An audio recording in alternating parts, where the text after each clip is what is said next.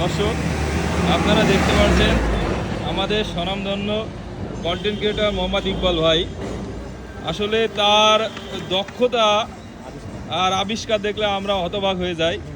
আসলে সে দেখতে পাচ্ছেন তার ট্যাঙ্কি অবশ্য নিচ থেকে এনে দেখায় আপনাদেরকে, এই ছিদ্র কিছুই নেই এই ট্যাঙ্কির, অথচ উনি বুদ্ধি করে নিজের বুদ্ধিমত্তা কাজে লাগিয়ে উনি তার মেধা খাটিয়ে দেখছেন একটা বোতল সিস্টেম করেছে। আসলে তার কাছ থেকে চলেন শুনি যে আসলে বিষয়টা কিভাবে করলো সে।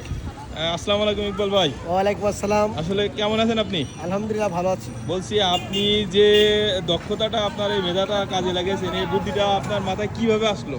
আমার গাড়ি যখন দেখলাম গাড়িতে তেল পড়ে দেয়, তেল ভরলে তেল থাকে না, হঠাৎ করে ভাবলাম কারণটা কি। পরে দেখি ট্যাঙ্কিটা ছিদ্র হয়ে গেছে।